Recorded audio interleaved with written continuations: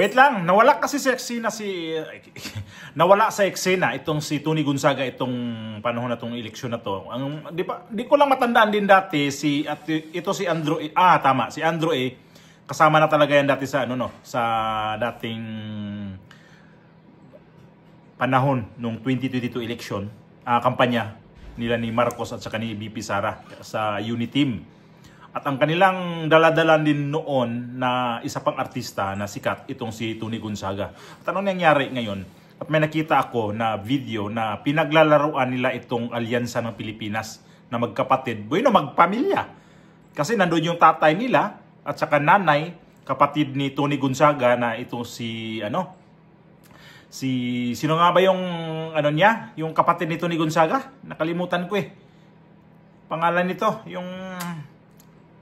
nakalimutan ko yung kapatid ni Tony Gonzaga. Nagva-vlog yan Ayon, si Alex Gonzaga. Pinaglaruan itong alyansa ng Pilipinas. Pero bago natin yun, ipasok yung video na yon. Flashback muna tayo nito ni Tony Gonzaga noong panahon nung nasa sila sa kampanya ni Bongbong Marcos at saka ni nablangko ako ni VP Sara. So ito yon 2022, balikan natin yon na sumigaw pa to siya na may nanalo na at nabash siya dito ng husto Itong video, kunting video, flashback lang natin to.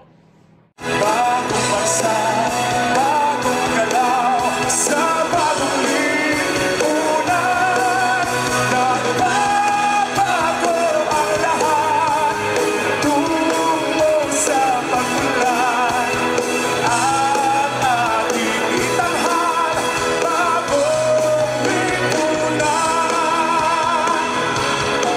Maraming salamat, Plethora!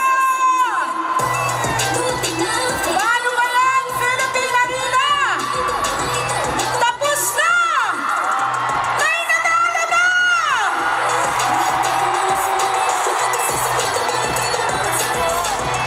Tapos ang laban!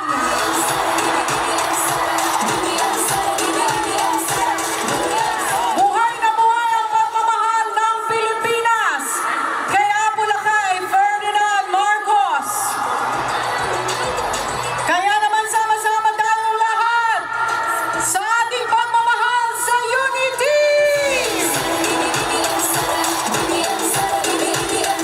Ulo nilagay ko rin yon sa bandang bungad para maano nyo na anong nito. So ito yung gawa natin ng reaksyon ngayon.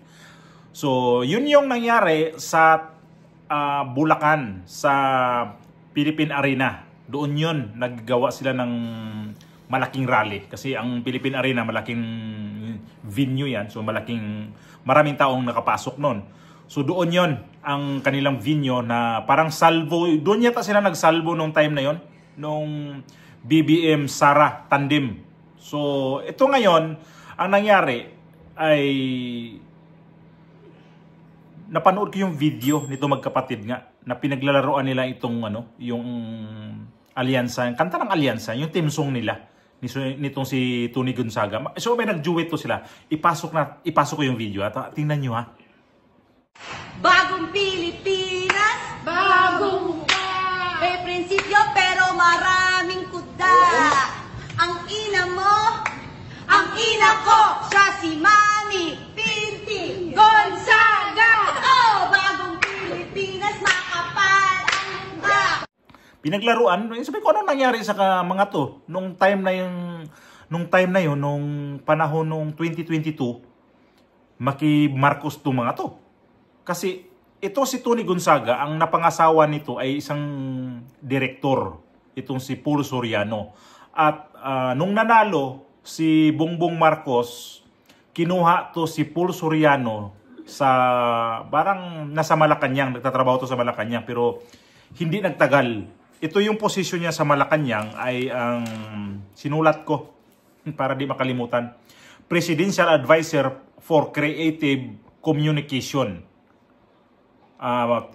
Inappoint siya ng October 17, 2022 hanggang November 9, 2023. So 1 year lang at 1 year and 1 month ang kanyang tinagal lang sa kanyang trabaho sa ano. At nabalitaan to na umalis, nag-resign sa, hindi ko alam nag-resign o tinanggal. Siguro bayad utang kasi ganoon naman talaga pagka tumulong ka sa kanyang kampanya, sabihin na bayad ka sa utang.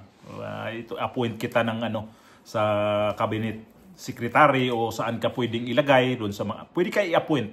Ganyan ang mga ano mga tumutulong na mayroon namang kapasidad na magserbisyo. So ito ano nila yan, i-appoint nila yan kung saan sila po pwede. Kagaya nito ni Arnel Ignacio. Panahon ni dating Pangulong Duterte, nandoon na yan sa related na talagang trabaho niya dyan sa ano, sa UWA. Hanggang ngayon, nung umupo to si Bongbong Marcos, na-point ulit siya sa UWA. Pero mataas ang posisyon niya ngayon kasi administrator siya sa UWA. Nung time ni Pangulong Duterte, hindi ko matandaan kung ano siyang posisyon nun. Kasi ito si Arnel Ignacio naman kasi nung time ni Pangulong Duterte, tumulong naman nito sa kanyang kampanya. At ito sa kay Bongbong na tumulong din yata din.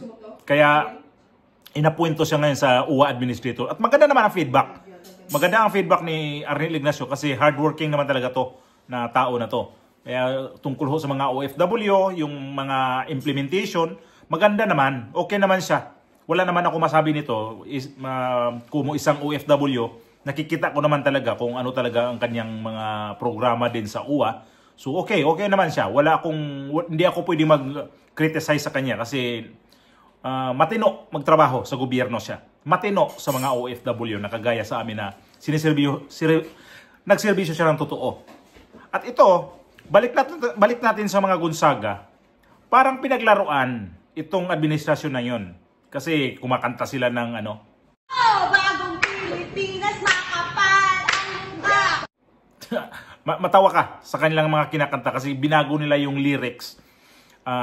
Parang ano na nila wala na yan. Kasi parang di na yata sila kailangan talaga rin na tulungan itong administrasyon ni Bongbong Marcos ngayon kasi andyan naman si Andrew At itong si Tony Gonzaga, balikan pala natin to. Kasi nung time na yun na siya yung nag-host tuwing saan ang kampanya ng unit team dati, nababas ito si Tony Gonzaga. Gawa ng si Tony Gonzaga kasi nasa ABS-CBN at ang time na rin yun na yung may programa to dapat hindi niya tinuloy yun. Hindi siya nag-host noon. Hindi ko na lang banggitin. Basta dapat siya yun ang mag-host kaya lang hindi niya tinuloy yun. Dahil siguro na delikadisa na lang din kasi kinampanya niya itong si Bongbong Marcos at si VP Sara. Alam naman natin kung sino yung isa sa mga nagpasara rin ng ABS-CBN, itong si anak naman to si VP Sara ni dating Pangulong Duterte. Kaya siguro ang mga tao galit nito kay Tony Gonzaga at sa dumating na rin ng punto na hindi niya tinanggap yung offer. Although nakaprogram na yung mag-host niya sa programa na yon na hindi niya tinuloy. Kasi nga, nahiya siguro o kaya naano na rin siya sa mga tao dahil time na rin yun na tumakbo rin tong si Rodante Marcoleta na in-endorse din ni Tony Gonzaga. At ito ngayon, wala na siya ditong harang sa kanya kasi asawa niya wala na rin sa gobyerno. At ito siya, hindi siya tumutulong din sa kampanya ni Pangulong Bongbong Marcos. So ito yon na video na napanood natin na Gonzaga Sisters pinaglaruan ang team song ng alyansa. Pati mga magulang nila yung mga magulang wala namang pakialam yun ang nila kasi yun ang nilalaro nila yung mga magulang at kinantahan nga yung alyansa na kanta. So parang ang hirap lang sa politika talaga kasi wala ka talagang permanente dyan. Si Tony Gonzaga dati tuwing saan yung malalaking rally nandoon yan. Kasama ho yan. Siya yung nag-host doon. Siya yung nagpapakilala kay Bongbong Marcos. Siya yung nagpapakilala kay VP Sara. At sa mga ibang kandidato. Kaya ngayon wala na. Solo na lang ni Andrew Ito si Andrew walang pagkasawa-sawa. Lumalaki na yung panga ni Andrew dyan sa kasisigaw. Ang ingay ni Andrew pagka nandoon sa mga rally. Naingayan ako sa kanya. Matanda na rin. si Andrew iba, matanda. Hindi ako. Sabagay ako, patanda na rin. Kaya, di ko type yung kanta pa ni Andrew eh. Ang ingay-ingay. Buti na lang wala ako sa mga rally. Kaya pag nagrarally yan ng alyansa, ini-skip ko yon yung mga niya, yung kanta niya kasi ang ingay. Naingayan ako sa kanya. Kaya, ito lang muna ang ating ngayon. Ma-opinion sa kay Tony Gonzaga at kay Alex Gonzaga.